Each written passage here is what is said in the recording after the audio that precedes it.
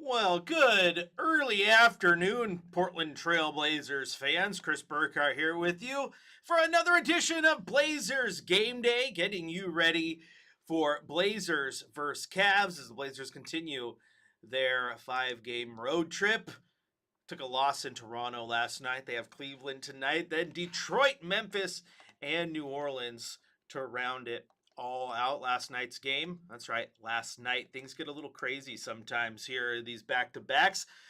Blazers started good, then played not so good, and then kind of ended good. Like it was one of those games, as dumb as it sounds.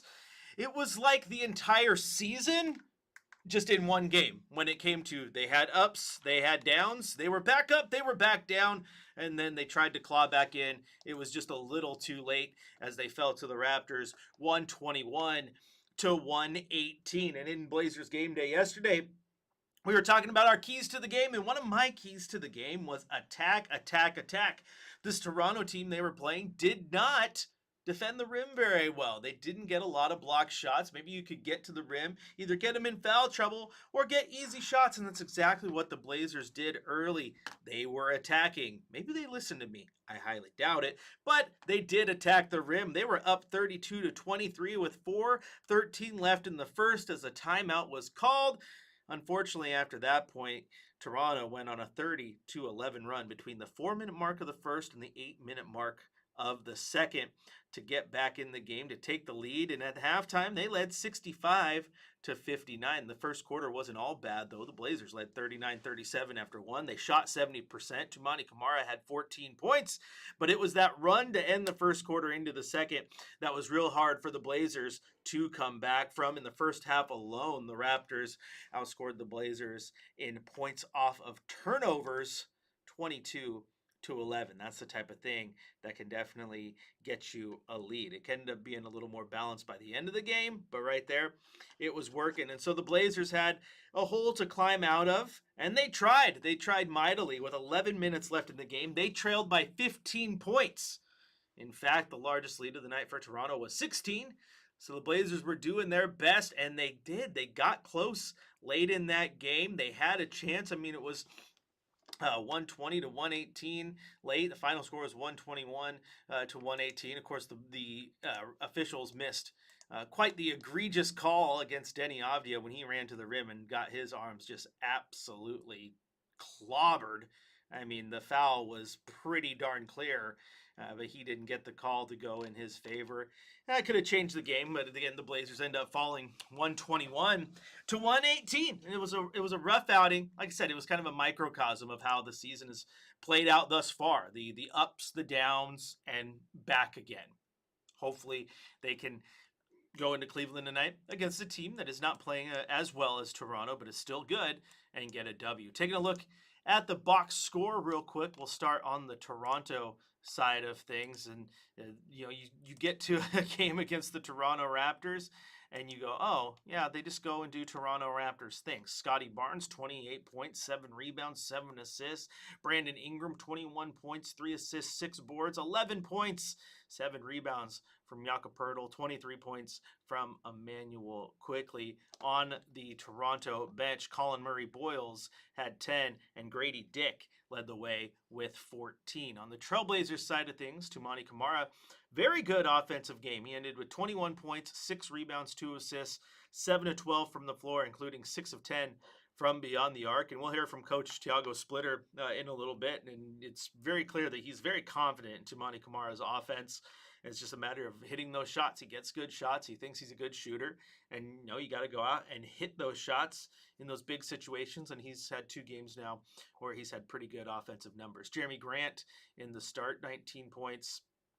He also had 4 rebounds, 2 assists, 7 of 11 from the field. Donovan Clingan, 11 points, 11 boards. Denny Avdia started the night a little slow, but made sure to get the rest of his teammates involved. He had 25 points, 8 rebounds, and a career-high 14 assists. And the leader on the Trailblazers bench that night was Shaedon Sharpe, who had 23 points. But you're going to hear, again, in a little bit when we head to the coach's corner, and Thiago Splitter just talking about how you have to treat every possession like it's gold, and we didn't do that. big on playing all 48 minutes and making sure this team understands the gravity of each situation. As he mentioned, when you go and lose a game by 3 points, that means every possession in that game was crucial. It was gold, so you have to treat every possession as such. And the Blazers just struggled a little bit to do it in this one. You look at the rest of the way the game played out. Portland led points in the, or didn't lead, excuse me. Portland trailed points in the paint, 64-50. So a big win for the Toronto Raptors there. But the second chance points were 13-11 in favor of Toronto. Bench points 39-35 in favor of the Blazers. Points off turnovers ended up being 24-21 in favor of Toronto. So there's a lot of balance there throughout this game. Fast break points, though, Toronto 25-10.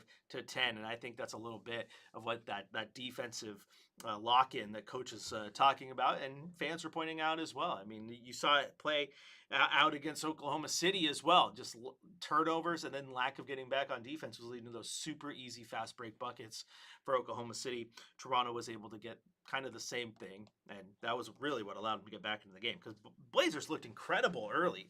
They looked really, really good early. Like I said, they shot 71% from the field in the first quarter alone. Obviously, you're not going to sustain that, but defensively, if you're not locked in, which is weird for this team who's trying to make defense their calling card, then you're going to have some trouble. And it's also a rare game, like feels rare, that the other team shot more than the Trailblazers. Toronto had 90 field goal attempts to just 83 for the Portland Trailblazers. They made 48 of those 90, while the Trailblazers made 41. And this team has built itself on getting those rebounds, getting out in space, and getting a lot of field goal attempts. So when it doesn't happen in a game like this, you might find some struggles. Again, I didn't think the offense was incredibly bad. It was more so the defense. That's something that Coach Thiago Splitter talked about at the end of the game as well. And we'll hear that here in a little bit when we head to the Coach's Corner. If you want to join the conversation here with us on Game Day, all you got to do is follow me on social media, Chris J. Burkhardt. That's one easy way to do it. Ask me all the questions, comments, and send all your concerns all night long. Doesn't even have to be during the show. I'll do my best to answer them. And then, of course, you can call in the show, 503-248-0620, and you can hit us up on our brand new Rip City Radio text line. Just text 88528, and we'll respond there. And, of course, you can always go to youtube.com, type in Rip City Radio, where Daniel says, hey, everyone, happy Wednesday. Well, happy Wednesday to you, Daniel. Thanks for tuning in. Now, the Blazers, they need to rebound and not literally, even though literally would help rebounding the ball, cleaning the glass, but get off this little losing streak that they're on right now and get back in the win column. And we know that is going to happen throughout the year, where they're going to have their ups and their downs and they're going to have some rough play. But it's just going to be nice to get a win and just kind of get back to feeling good about yourself. Right now, they have won 2 games over their last 10, 2-8 in their last 10. That is an absolute struggle. They need to figure out what's going on there. Those losses, though, keep in mind, they've been playing some pretty good teams. Losing to the Spurs, even without Victor Wembanyama, understandable because that's a great team. Losing to the Thunder, you can understand that. Losing to the Raptors, you can understand it. Doesn't mean you have to like it, because it was a game they could kind of let slip away. The Suns have been playing well. That's another one of those L's. I mean, they've lost to the Thunder twice within that stretch. So, yeah, the schedule has not played out favorably for the Blazers. They've had one of the harder schedules in the NBA to this point. But it will get easier as the season goes on and as the team gets a little bit healthier, because Shaedon Sharpe has been on a minutes restriction. That's why he's been coming off the bench. So we'll see if that changes tonight at all. Obviously, Scoot Henderson still looking to make his season debut. You have Drew Holiday back, hopefully in the next week or so. And Matisse Thybulle will be close to returning as well. So once you get through December, this thing eases up and you get healthier. And that is a good thing. All right, we're going to take a quick little break here on Blazers Game Day. When we come back, we're going to head to the Coach's Corner, hear what Coach Thiago Splitter had to say after this game. We're going to hear from Donovan Clingan as well. And, of course, we're going to take the time, my friends, to deviate from Trailblazer talk into what could hopefully end up being Trailblazer talk in the coming weeks, because there is some earth-shattering rumors coming out of one of the Great Lakes states. We'll talk about it when we return here on your home of the Blazers, Rip City Radio 620.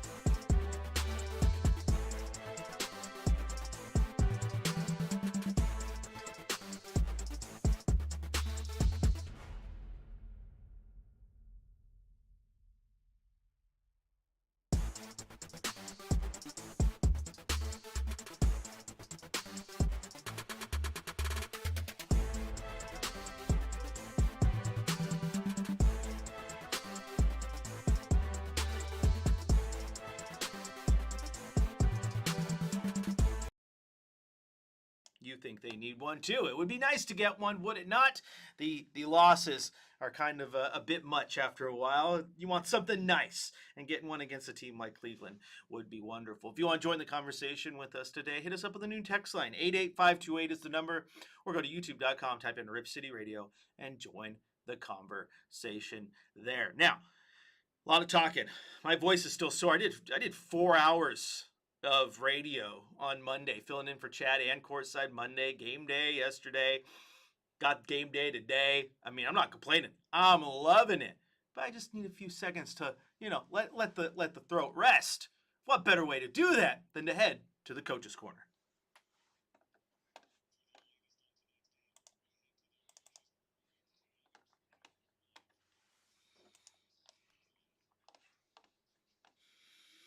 All right, let's head back to Toronto last night. Hear what Coach Thiago Splitter had to say following that loss to the Raptors.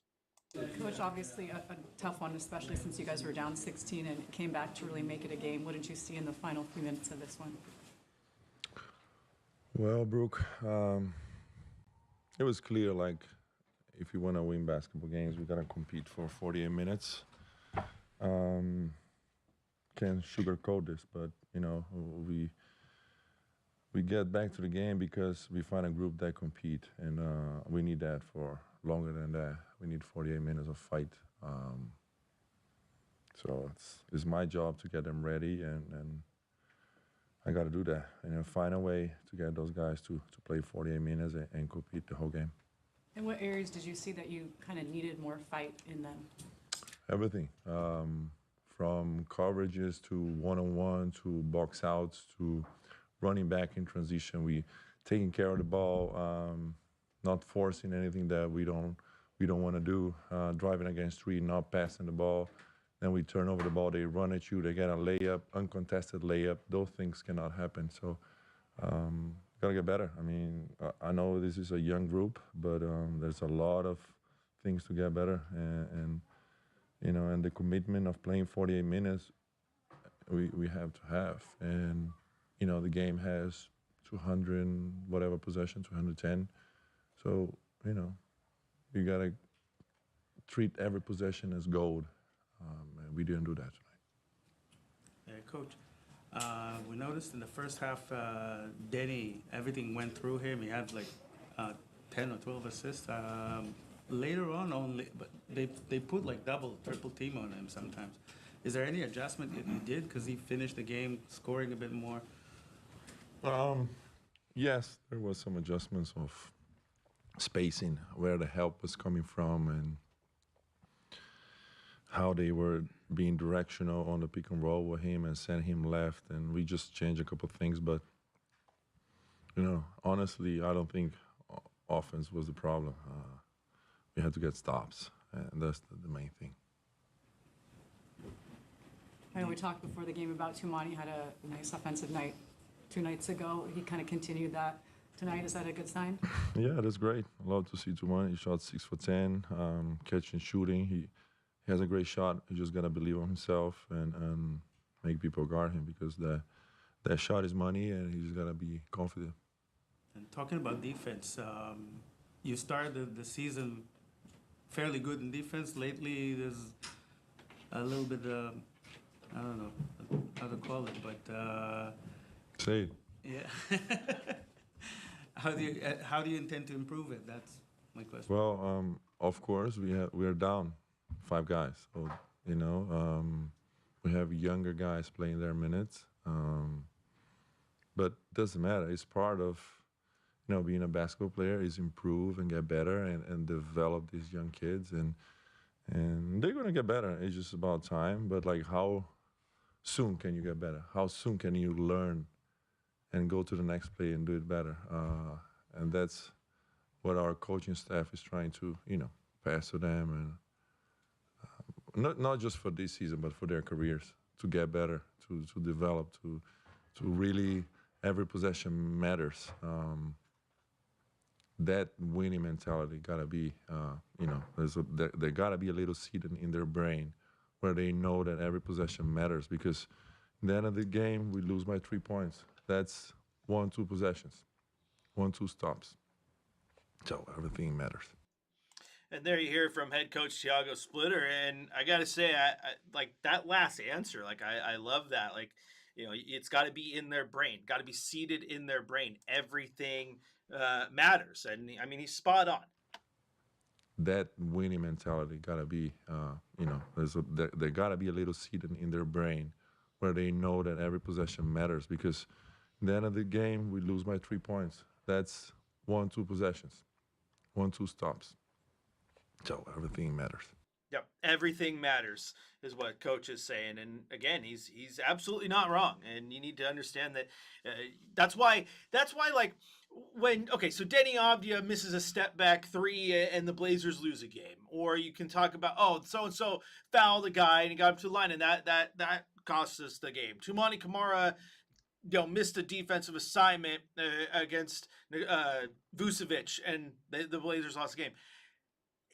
That particular play, yes, but this is what coach is talking about. Every possession matters, and if you aren't taking off possessions in the first, second, and third quarter, then maybe you're not in position late where those possessions do end up hurting you because you were out of place or missed your assignment. You need to make sure every single possession is played full out, ready to go, locked in, and you're in the right spot. Otherwise, you're going to have games where, like he said, it ends up being a 1-2 possession game, and you didn't fully treat every possession like gold earlier on in that game.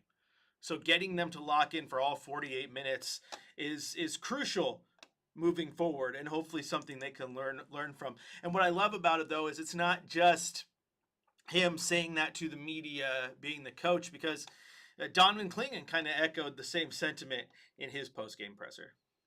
Donovan, you guys were down 16 at one point tonight, and you came back to really obviously make it a game down the stretch. How would you describe like the fourth quarter, the last few minutes as you were fighting back?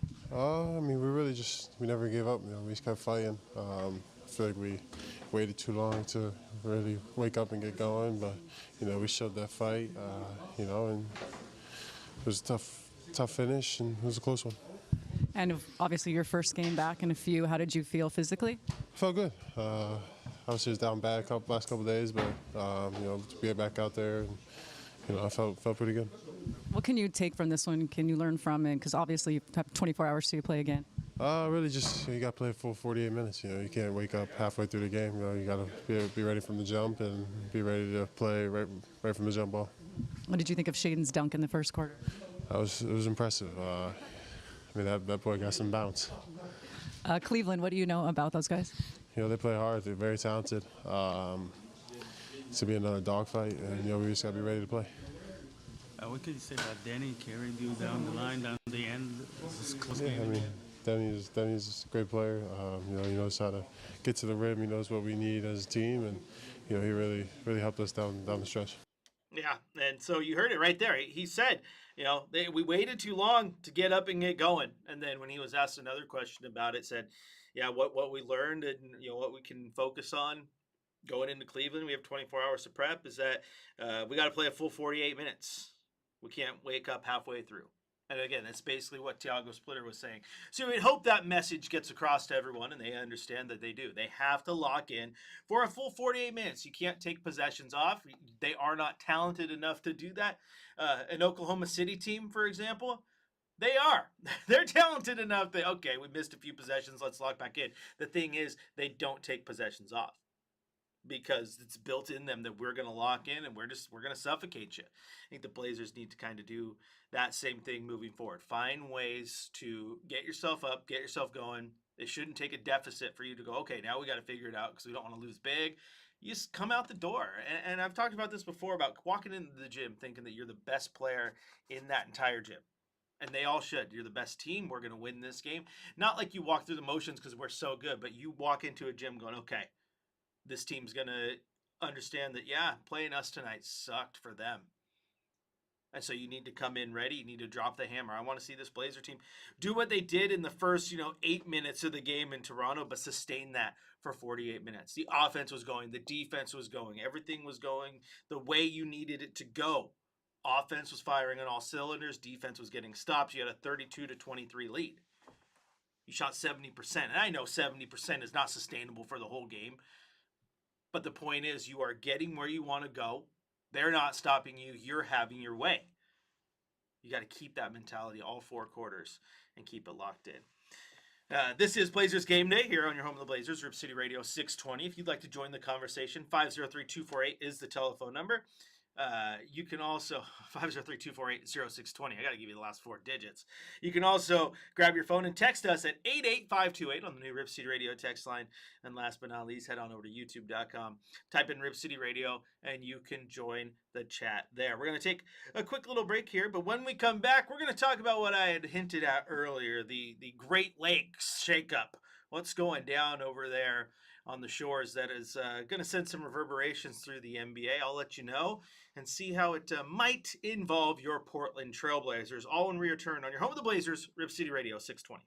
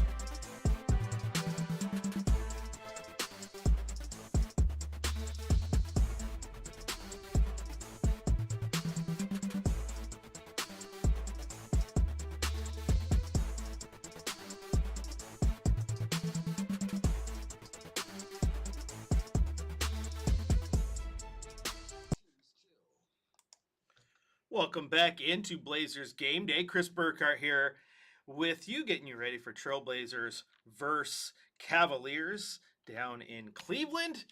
Hopefully the Blazers can find a way to bounce back. They need a win in a desperate way. Currently losers of 3 in a row. It is their second largest losing streak of the season. They did lose 4 in a row a couple weeks ago against Houston, Dallas, Phoenix, and Chicago. I apologize for reminding you. I know someone listening is like, thanks for reminding us, Burkhardt.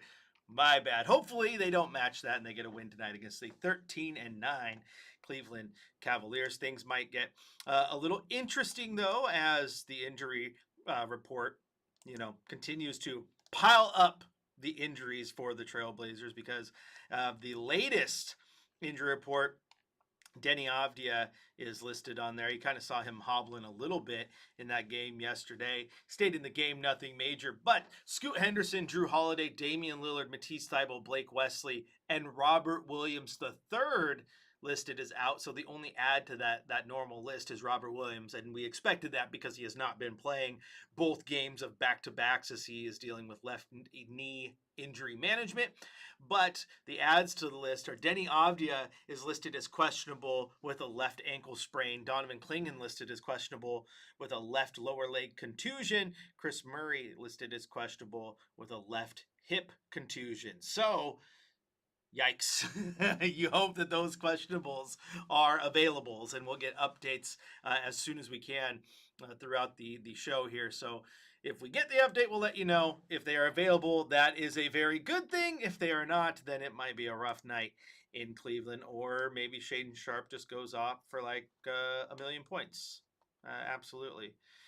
Also, the last 2-minute report last night, as Casey Holdall points out on review, the NBA says Denny getting absolutely racked across the arm, down 8 with 4 seconds left to play, was in fact an incorrect no call. Yeah, we all knew that. We absolutely all knew that. They were down 4 with 8 seconds to play. They call that game. He goes to foul. He goes to the line. Hits both of them. It's a 2-point game with 8 seconds left. Completely flips how you play that last few possessions. So, yeah, not shocking there. Now, my friends, I have hinted a few times here at what is going on in the Great Lakes. Well, we're focusing on the state of Wisconsin. More importantly, focusing on Milwaukee, where the reports are coming out today that Giannis is not happy. And Shams reported it. Brian Windhorst talked about it on ESPN. But according to Shams Charania, who tweeted this 2 hours ago, that is Giannis Antetokounmpo and his agent Alex Seratisis, I have no idea how to say that, I apologize, has started conversations with the Milwaukee Bucks about the 2-time NBA MVP's future and discussing whether his best fit is staying or playing elsewhere. Sources tell ESPN a resolution is expected in the coming weeks. So you are starting to see the things unravel in Milwaukee. According to the ESPN reports from Windhorst, he asked for a trade in the offseason prior to the year starting. Still came in dedicated to Milwaukee, but things are unraveling as we speak. So the arguably best player in the world, like it's him and the Lukas and the Jokic's, right, are in that conversation, is about to very likely become available, because the roster there just ain't it. They have not put much around him. I think we all laughed when their big offseason acquisition was Miles Turner, and we're like, okay, that does not make sense with how that fits around Giannis and that core, who has no depth on that team to begin with. Like, it's interesting to say the least. So we'll see what happens with Giannis. The real interesting part will be if they add, or if the Blazers get in on that. Sorry, Brendan, that was 100% my fault. Don't freak out. But no, the interesting part will be if the Blazers get in on that. Can they get Giannis? What do they do? There are people who say, like, oh, really? You want to put him with Damian Lillard? And that really worked in Milwaukee. Remind you, in-season tournament champion Milwaukee Bucks, led by Damian Lillard. And if you watched the Milwaukee Bucks with Dame and Giannis and thought that it didn't work, I don't think we were watching the same Milwaukee Bucks team. I mean, they had a chance to make noise prior to that Achilles injury, and also that roster, much like it is now, did not have the pieces around those two that you would have hoped. It was kind of busted. Now, if you can get into the conversation and get Giannis here, I have no idea where those talks start, who you include. But if for some reason you're Joe Cronin and they call and you're like, hey, I know we have a couple of your picks that if you get rid of Giannis, they become real valuable again. You can have those back. Oh, we have a couple young stars. Do you want to take Shaden Sharp or Scoot Henderson, Jeremy Grant to fill money? Maybe Donovan Clingan in there. And there's people who are like, whoa, whoa, whoa, what? Well, Giannis would play center. You'd be fine. I'm just throwing names out there. Matisse Thybulle, all that. Because, Brendan, we're talking about one of the best players in the world. And there are people who argue like, oh, man, I wouldn't ruin the rebuild for that. What? What if you have the pieces to entice a team to trade you one of the best players on the planet? Your rebuild's going just fine. And if you can do that without getting rid of Tumani and Denny Avdia, even better. You tell me next year you go into the season with Giannis and Denny and Tumani Kamara and a healthy Damian Lillard and Scoot if he wasn't part. Yeah, I think you're in a good spot.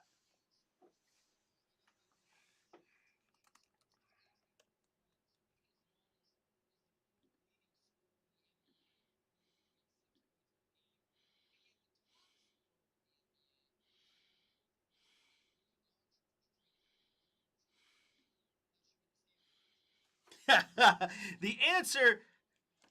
No, the answer to that question is yes. That absolutely should be the answer. So, one player and a first-round pick. I know Portland doesn't have an Anthony Davis, but you know what? We'll give you a Jeremy Grant. That works for me.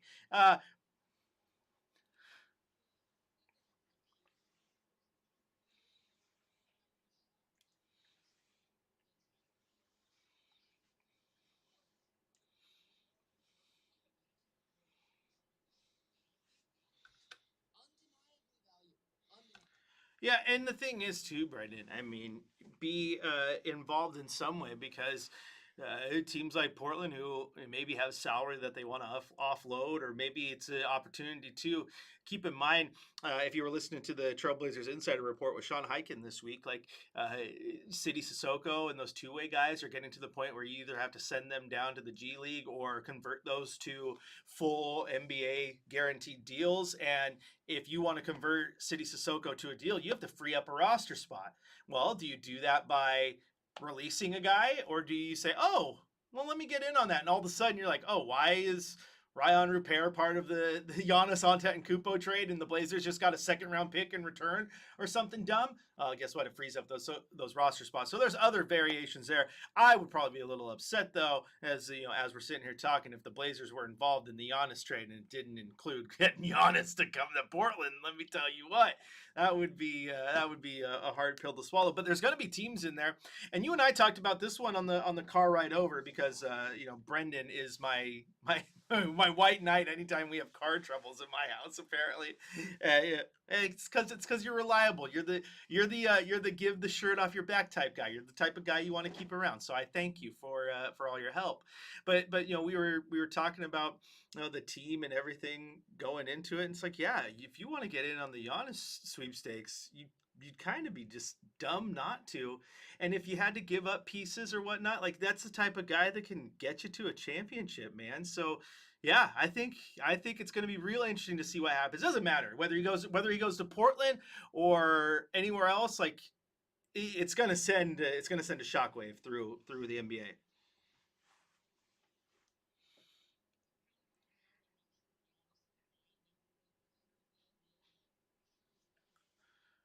Oh, he's probably in top five, and it ain't number five. Like for me, the top players in the NBA, like top five. I don't know. I can think of at least four. But I think the top five. Let me get your five in a second. But like top five for me, like guys that I would want on my team right now. Am I building a team? I'm probably going Luka. I'm going Nikola Jokic. I'm going Giannis Antetokounmpo. I'm not saying these in order. I'm just saying my five. I'm going Victor Wembanyama, and I'm going Shai Gilgeous-Alexander.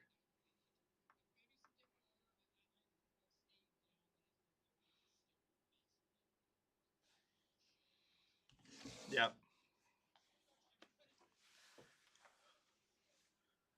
Chris, there's not, and I don't want to put limits on the Blazers, but the Blazers don't have a superstar on the roster. If you could acquire a superstar. And that is what Giannis is. I mean, it's just a different. And I suppose pre-injury you could have put Dame in there too, and maybe Dame is a superstar still post-injury. I don't want to put that out there that I'm saying Dame ain't a stud, but you know what I'm getting at. No, I absolutely do know what you're getting at. And like Giannis is like, because then there's the next tier of guys. Like Anthony Edwards is like probably number 6 if we're counting. Like he's right there. He's absolute phenomenal. The Devin Bookers of the world, right? Right, yeah, and Tatum is unfortunate because you don't think about him right now because he is hurt. But yeah, Tatum is phenomenal. These are guys that we're talking best of the best, and like as good as Denny's playing, like Denny's not any of those 5 that we just mentioned. So if you can get in on the sweepstakes to get a guy who's still in his prime, who has averaged 30 points per game for the last 4 years, is a walking double-double, you get in on that. And again, if you can somehow get in on that crazily and keep Denny in the process, give it to me all day long. That would be the type of thing. It would be the type of thing, Brendan, that Blazer fans have been asking for years, if not decades, and that was take the big swing. Is there risk? Yeah. Is there risk involved in giving up some of those young guys? Sure. But here's the thing. We're all still trying to see more out of Shaedon Sharpe. He's shown the flashes, hasn't hit it consistently. We still don't know what Scoot's going to be because he hasn't even played this year, but everyone's like, oh, we really hope he takes the jump. With Giannis, you know exactly what you're getting. You're getting a top 5 player in the world.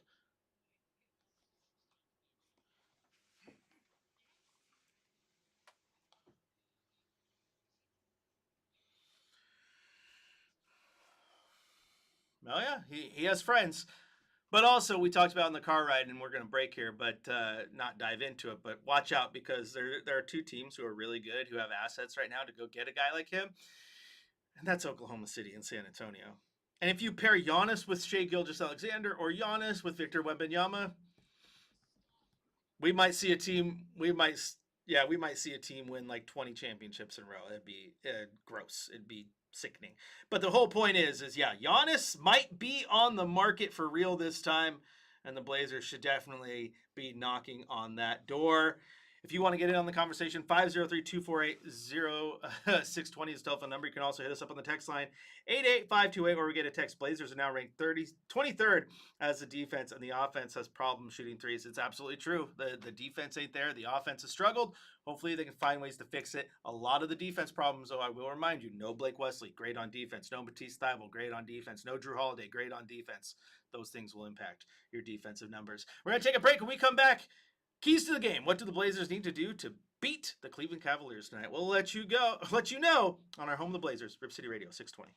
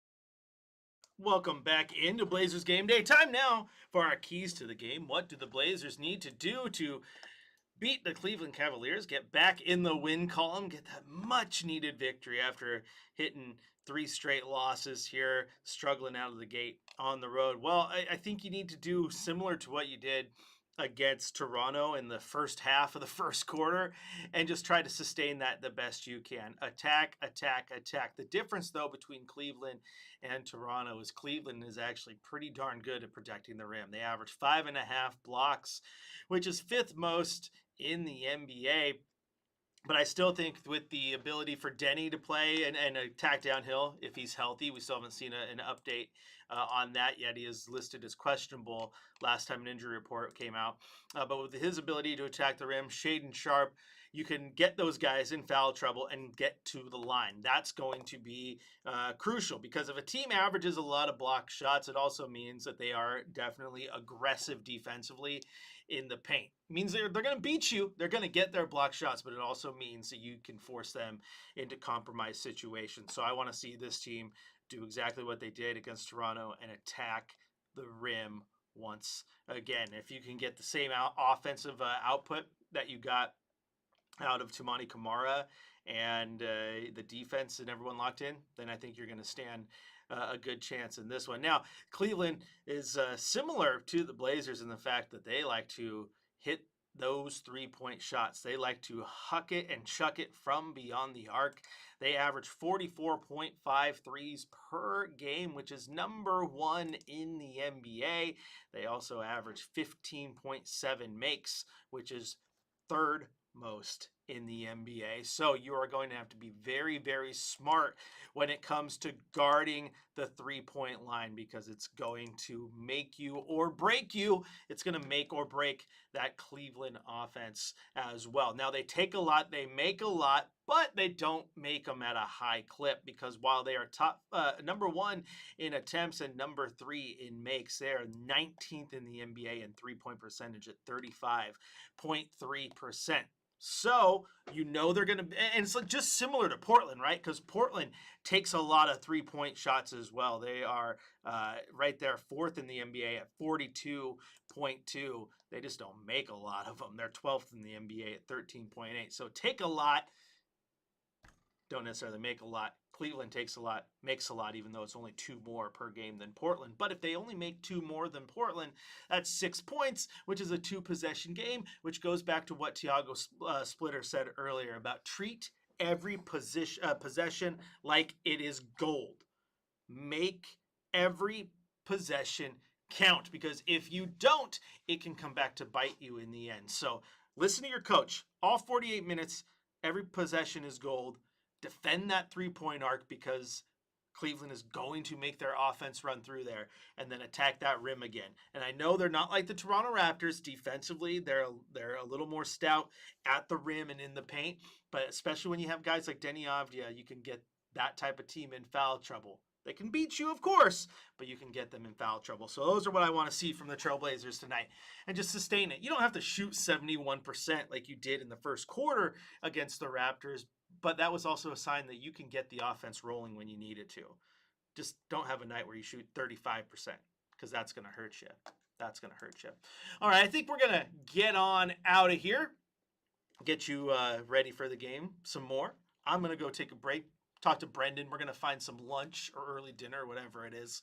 Food is always on the menu when he and I are involved. But don't go anywhere, because coming up next, the principal, the administrator, the PA voice of the OSAA, Curtis Long, has the Trailblazers pregame show across the Trailblazers audio network. And then your radio voice of the Trailblazers, Travis Demers, takes over with the call. Tip-off at 4 o'clock here on your home of the Blazers, Rip City Radio. And as always, keep it locked in to Rip City Radio, where after the game, it's the 5th quarter, where we're hopefully breaking down a Trailblazers victory. Rip City, I'll talk to you after the game.